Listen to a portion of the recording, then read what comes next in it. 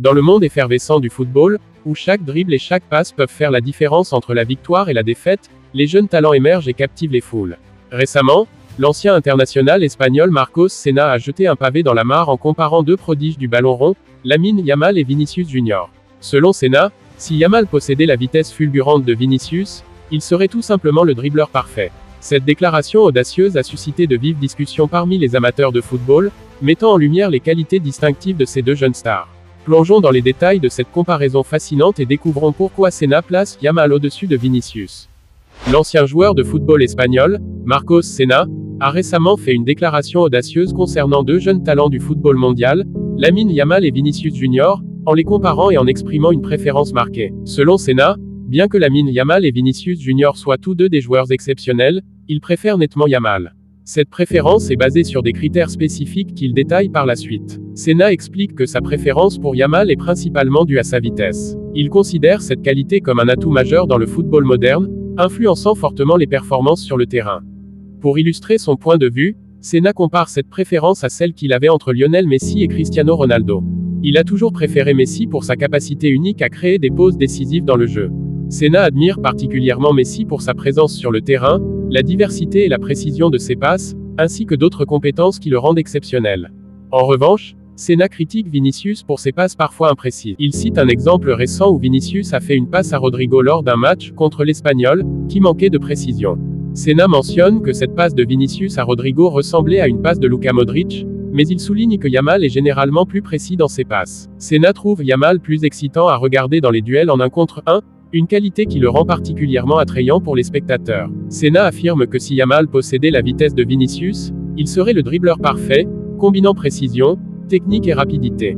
Jusqu'à présent cette saison en Liga, Yamal a enregistré 27 dribbles réussis, se plaçant juste derrière Chidera Idjouk de Séville, qui en a 28. Vinicius Junior, quant à lui, est 4e avec 20 dribbles réussis, montrant qu'il reste un dribbleur efficace malgré ses imprécisions. En termes de performance globale, Yamal a marqué 5 buts et délivré 4 passes décisives en 11 apparitions pour Barcelone cette saison, démontrant son impact significatif. Vinicius affiche des statistiques similaires avec 4 buts et 4 passes décisives en 11 matchs cette saison, soulignant son importance pour le Real Madrid. Senna souligne l'impact significatif de Yamal sur le jeu de Barcelone, où sa vitesse et sa précision font de lui un atout précieux. Il reconnaît également les contributions de Vinicius au Real Madrid, malgré ses critiques sur certaines imprécisions. Senna insiste sur le fait que la vitesse est un facteur clé dans le football moderne, influençant la capacité d'un joueur à créer des opportunités et à déstabiliser les défenses adverses. Il note que les jeunes joueurs comme Yamal et Vinicius ont encore du potentiel à développer, ce qui est prometteur pour leur avenir. Senna est optimiste quant à l'avenir de ces deux talents, prévoyant qu'ils continueront à s'améliorer et à impressionner sur le terrain. Il conclut en réitérant que Yamal serait le dribbleur parfait s'il possédait la vitesse de Vinicius, combinant ainsi les meilleures qualités des deux joueurs. Cette déclaration de Senna suscite des discussions sur les qualités nécessaires pour être un dribbleur exceptionnel dans le football moderne, mettant en lumière l'importance de la vitesse, de la précision et de la technique. En conclusion, les propos de Marcos Senna sur Lamine Yamal et Vinicius Junior ne se contentent pas de comparer deux jeunes talents prometteurs, mais ouvrent une réflexion plus large sur les qualités essentielles pour exceller dans le football moderne. En soulignant la vitesse, la précision et l'excitation des duels en 1 contre 1, Senna nous rappelle que le football est un art en constante évolution, où chaque joueur apporte sa touche unique. Si Yamal possédait la vitesse de Vinicius, il incarnerait peut-être le dribbleur parfait, mais c'est justement cette diversité de talents qui rend le sport si captivant. Alors que ces jeunes prodiges continuent de briller sur les terrains, les fans du monde entier peuvent se réjouir de suivre leur progression et de débattre des qualités qui font d'eux des joueurs exceptionnels. Le futur du football s'annonce passionnant, et ces discussions ne font que renforcer notre amour pour ce jeu magnifique. Le FC Barcelone, sous la houlette de Hansi Flick, a atteint de nouveaux sommets cette saison en la Liga. Avec une défense impénétrable et une stratégie de hors-jeu parfaitement orchestrée, les Blaugrana ont mis leurs adversaires hors-jeu à 62 reprises, un record inégalé en Europe. Cette performance exceptionnelle ne se contente pas de dominer les statistiques, elle illustre également la discipline, la cohésion et l'intelligence tactique qui caractérisent l'équipe. Alors que Brighton et Hove Albion, deuxième de ce classement, n'a réussi que 31 hors-jeu, l'écart abyssal témoigne de la supériorité de Barcelone. Plongeons dans les détails de cette prouesse défensive qui fait du FC Barcelone la référence incontestée en matière de hors-jeu cette saison. Si cette information t'intéresse, alors je t'invite à regarder la vidéo jusqu'à la fin pour mieux comprendre. Cette statistique montre la capacité de Barcelone à anticiper les mouvements adverses et à maintenir une ligne défensive haute et disciplinée. Brighton, bien que performant, ne parvient pas à égaler l'efficacité défensive de Barcelone, soulignant l'écart de niveau entre les deux équipes. Fulham a su développer une stratégie défensive solide, mais il leur manque encore la rigueur et la coordination de Barcelone.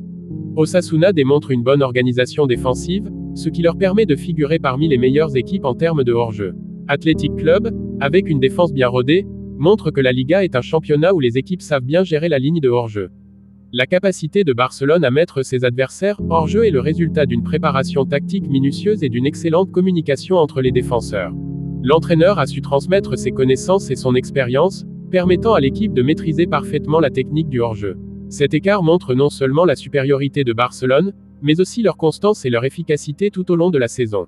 Les défenseurs de Barcelone travaillent en parfaite harmonie, ce qui est essentiel pour réussir à piéger les attaquants adverses. L'adaptabilité des joueurs est un atout majeur, leur permettant de s'ajuster rapidement aux stratégies adverses et de maintenir leur efficacité défensive. En piégeant régulièrement leurs adversaires hors jeu, Barcelone réduit considérablement les occasions de but adverses. Ce record souligne la domination de Barcelone dans ce domaine et leur capacité à imposer leur style de jeu défensif.